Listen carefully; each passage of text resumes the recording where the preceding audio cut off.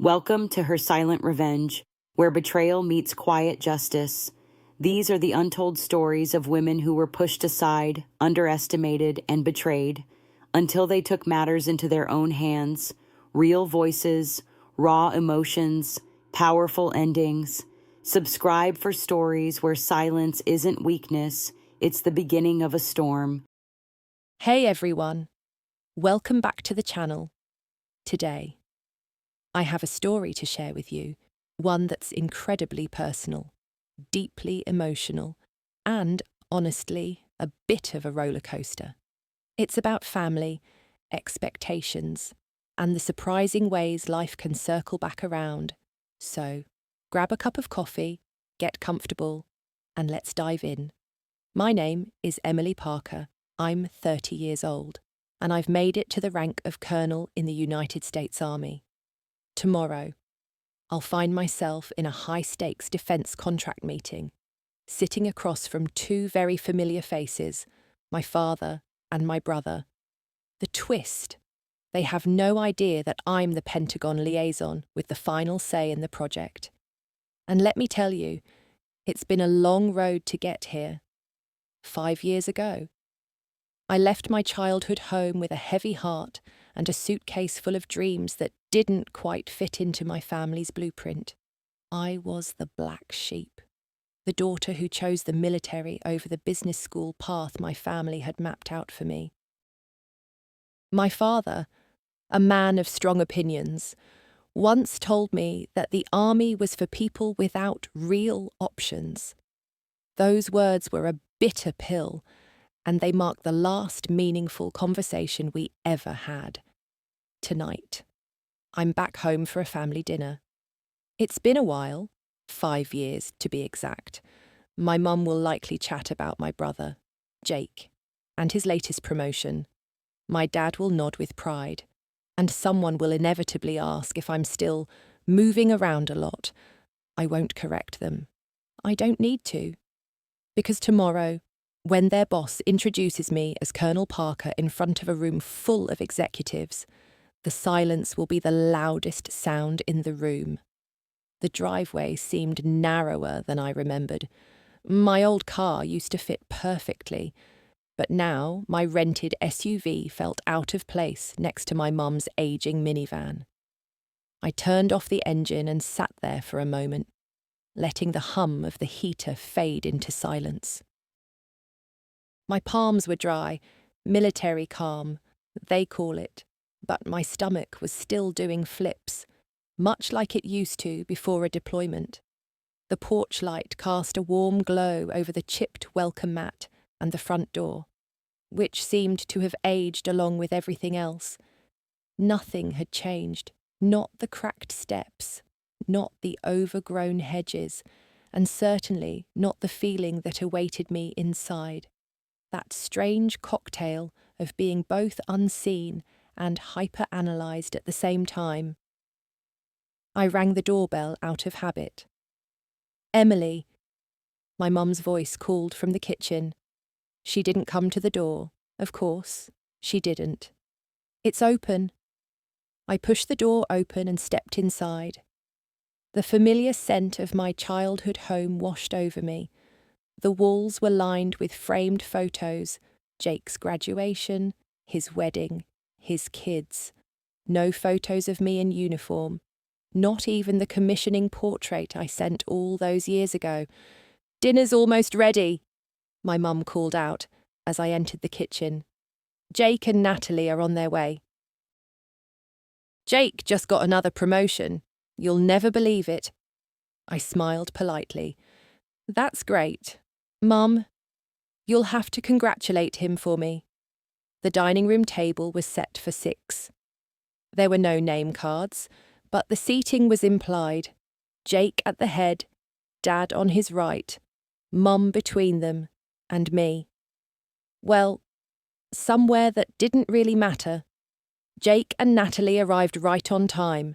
Jake wore a blazer that screamed, "I'm important, but not trying too hard." And Natalie carried a bottle of wine none of us would actually enjoy, but would all pretend to appreciate. "Hey, Em," Jake said, giving me a brief hug while already looking over my shoulder toward Dad. Long time. 5 years, I replied. He blinked, unsure if I was joking. I wasn't. We sat down to a meal that was as familiar as the house itself. Roast beef, mashed potatoes, and the same side salad Mum had made since I was a kid. Jake dominated the conversation effortlessly, talking about corporate restructures, performance bonuses, and what his team was doing for the military arm of the company. My father looked like he might burst with pride. And you? Mum turned to me, her smile polite but empty. Still travelling with the army? I took a sip of water. More or less. Still a captain? Dad asked, not looking up from his plate. Something like that. Must be tough being in the field all the time, Jake added. I mean, no long-term strategy, right? Just following orders. I didn't answer. I didn't need to. My uniform was neatly folded in the back of my suitcase upstairs, the silver eagle insignia catching light through the fabric. Tomorrow, they'd learn just how much strategy I was actually responsible for. But for now, I let them talk. It would be the last time they spoke over me. After dinner, I retreated to my old room, sitting on the edge of a twin bed covered in the same patchwork quilt my grandmother had sewn when I was 12. The walls were lined with relics from a version of me they once believed in.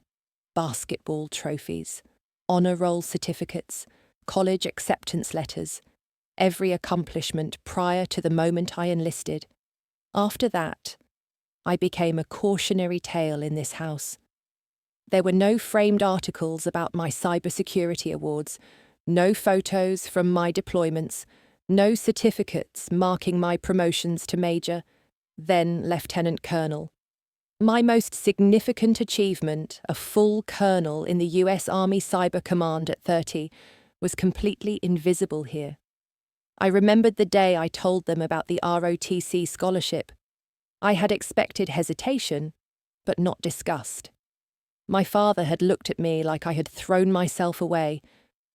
The military is for people who don't have real potential, he had said. You were always meant for more. More, in his world, meant an MBA, a corner office, ideally a position under his wing at Westbridge Technologies, the same defence firm that had been his life's work. It was always supposed to be Jake, and Jake stepped into that role effortlessly, completing the family narrative. I wasn't the daughter who chose a different path. I was the daughter who wasted hers. Downstairs, I heard the echo of laughter, Dad's deep chuckle, Mum's soft giggle, Jake's booming confidence, the sound of a tribe gathered around its chosen successor. I'd grown used to it. But the irony was almost poetic now. Jake had just been promoted to lead the systems integration team on the very military contract I now oversaw. He didn't know. None of them did. Tomorrow. At 0900, I would walk into Westbridge Technologies in full uniform, brief the executive board as the Pentagon liaison for Project Sentinel, and evaluate the same technical strategy Jake had bragged about at dinner. Back in my room, I opened my suitcase and pulled out the uniform, midnight blue, pressed to perfection. My ribbons and medals were aligned precisely. The colonel insignia gleamed beneath the soft light. I checked for stray threads and polished the buttons with a cloth I always carried. My hands moved mechanically, ritual over emotion. Because tomorrow wasn't about revenge. It was about precision, presence, and performance. It was about finally letting them see who I had become in a language they couldn't interrupt or belittle. The next morning, I arrived at Westbridge Technologies 15 minutes ahead of schedule. The parking lot was already filling with staff in business attire, rushing through security checks with lanyards and briefcases. I pulled into the reserved spot marked Military Liaison, DoD Authorized, stepped out in full uniform, and adjusted my collar. Heads turned as I walked past the front checkpoint. Some stared, some stood up straighter, but no one questioned why I was there. "Good morning, Colonel," the guard at the entrance said, scanning my badge. His tone was sharp, respectful, the kind of greeting I'd never heard in my father's home.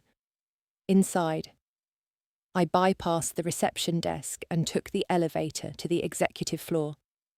I had memorized the floor plan weeks in advance. No surprises, no hesitation. When the doors opened, the first person I saw was Jake. He stood near the hallway window, flipping through a sleek presentation tablet. His posture was relaxed until he saw me step out. "Emily, why are you in... What is that?" I didn't stop. "Good morning, Mr. Parker. I'm here for the project review." Behind him, my father's voice echoed before he appeared, deep in conversation with two men in matching navy suits. Then he saw me and froze.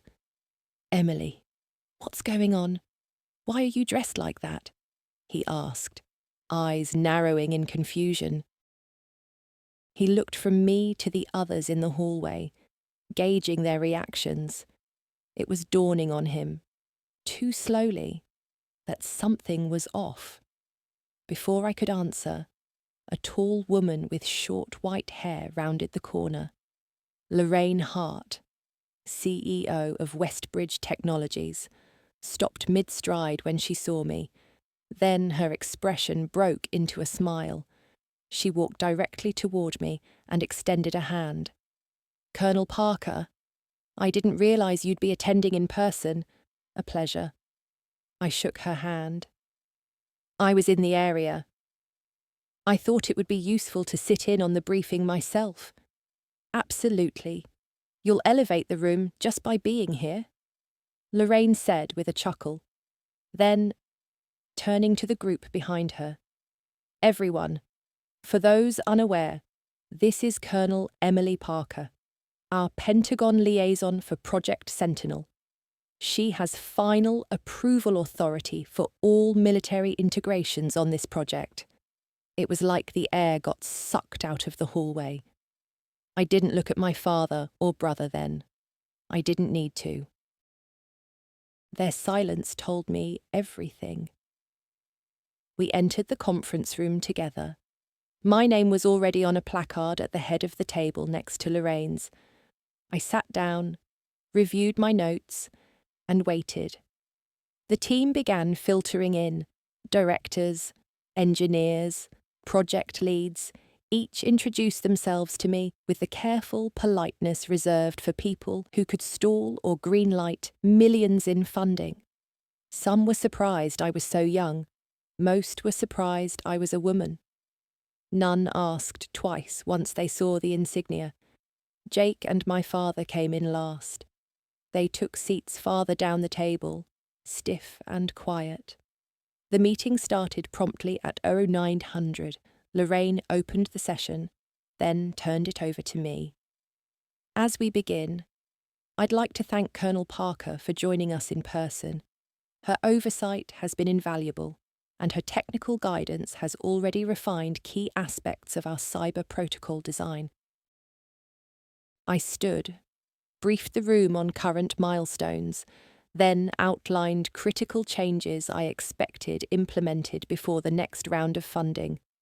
I made eye contact with every speaker, asked questions, requested documentation, and then it was Jake's turn.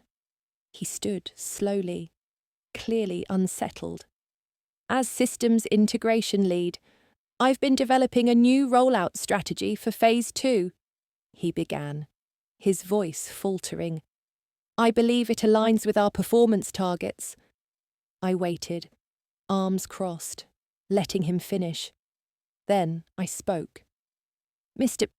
Parker, I said, neutral and professional. Could you clarify how your proposed method accounts for the latency thresholds specified in our last Pentagon memo? He blinked. I can revisit that portion. You'll need to.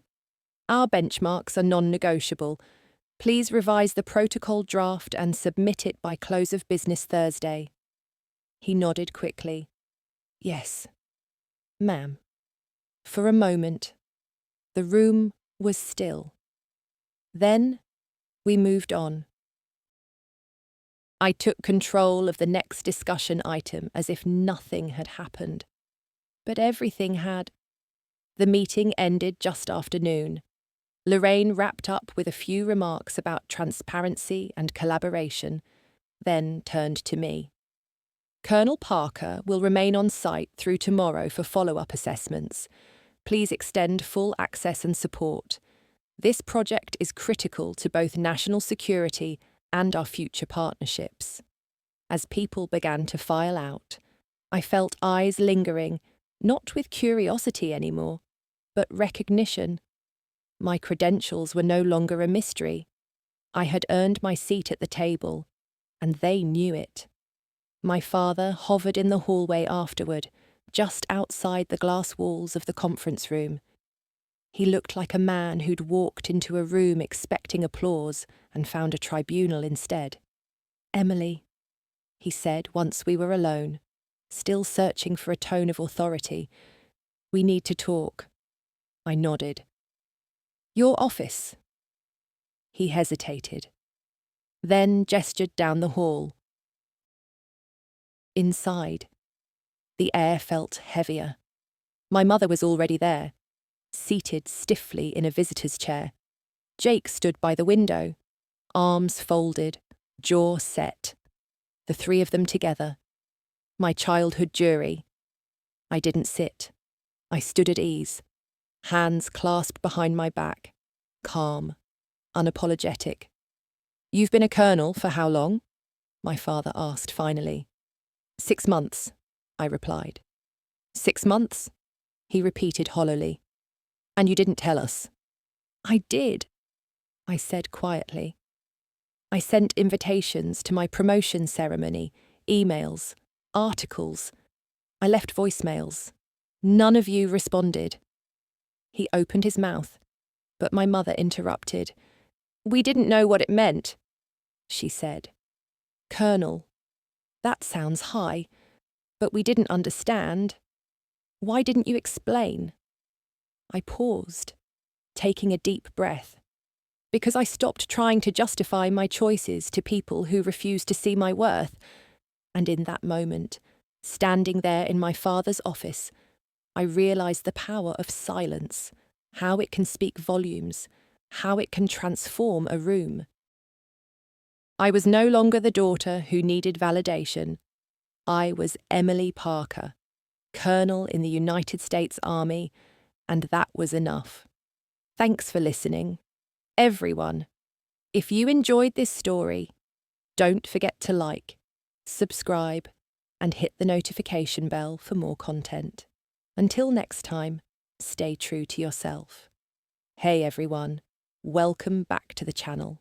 Today, I'm going to share a story that's incredibly personal, one that's been a journey of self-discovery, resilience, and ultimately, acceptance. I hope that by sharing this, it might resonate with some of you out there who've felt misunderstood or underestimated. So, let's dive in. Every time I used to call home, the conversation was always about my brother Noah's projects or the quarterly numbers for the family business. It was never about me, not unless it was to suggest that maybe I should quit the army and come back home. We thought you were stuck, Noah once said. Like moving from base to base meant I was never really going anywhere. I looked at him, remembering how he'd laughed just the night before, saying people in the military only know how to follow orders. He shifted uncomfortably when I brought it up. You never asked. I reminded him. My mum, sitting there, reached for her purse, but then paused. Alex, I don't know what to say. We should have been at your commissioning, your graduation, all of it. I thought you were the one pushing us away. I shook my head slowly. No, I said. I just stopped hoping you'd show up. The silence that followed was heavy, uncomfortable, but necessary. My dad cleared his throat, trying to break the tension. So, what do you want now? Public acknowledgement? An apology? A headline in the company newsletter? I shook my head. I want nothing but what I've always deserved, respect for my work, for my decisions, for the fact that I didn't fail just because I didn't follow your blueprint. Noah finally stepped away from the window, admitting, You evaluated my presentation today and you were fair. You didn't humiliate me. I wasn't there to, I replied. I was doing my job. He nodded slowly. It was impressive. Honestly, you were commanding. It might have been the first genuine compliment I'd ever heard from him. My father stood but didn't move closer. You've built something we don't understand, he said. That's on us. We thought we knew better. We didn't. For the first time, I saw hesitation in his voice, not defeat, but maybe a new beginning. He extended his hand, not for show, but as a gesture I recognized from every military promotion I'd ever stood through, a quiet offering of respect. Captain Ryan, he said, voice rough, I owe you an apology. I underestimated you completely. I took his hand, a firm grip, no bitterness, just closure. I accept. My mum blinked quickly, then stood. We'd like to try again, if you'll let us. One step at a time, I said, and for the first time in years, I believed that might actually happen. Fast forward 6 months, and my apartment in Washington, D.C., was quiet, but full. The open-plan living room overlooked the city, a clean skyline beyond the windows. My bookshelf held medals tucked between cybersecurity textbooks and a few framed mission commendations. Not too much, just enough. That night, my family joined me for dinner, on my terms, in my space. My father was the first to arrive, carrying a framed article. Figured you might want a copy, he said. It was a print feature from a defense journal covering the success of Project Sentinel. My photo was at the center, me in full dress uniform standing beside General Armstrong and Lorraine Hart. He handed it to me like it was fragile. I've had this up in my office for a few months now, he added, eyes not quite meeting mine. Thanks, Dad, I said. It means something. My mum followed a few minutes later, holding a warm pie tin with both hands. Apple, she said with an awkward smile. Still your favourite, right? It is. She glanced around the apartment. So clean, so organised. I don't know how you keep it like this. I almost replied with a joke about military habits, but decided against it. She was trying, and it didn't need commentary.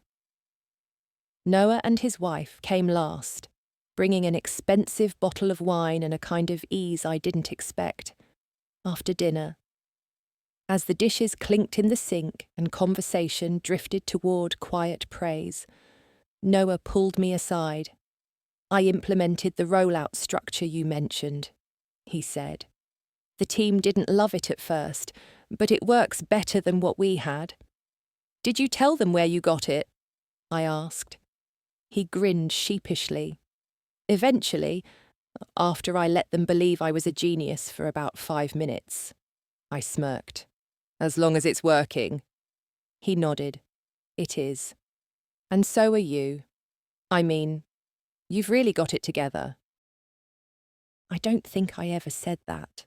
"No, you didn't." "Well, I'm saying it now." Across the room, I saw my father examining the medals on the shelf, his eyes pausing over one in particular, the cyber defense citation for counteracting a foreign breach that had almost crippled 2 federal networks. "I read about that one," he said quietly. "Didn't realize at the time you were leading it." "I was," I answered. He didn't add more. He just nodded. It wasn't a parade, it wasn't a movie ending, but it was real, and that made it better.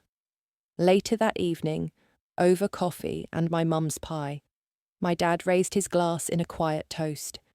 "To Captain Alex Ryan," he said, "who proved that your worth isn't found in following someone else's path, but in walking your own."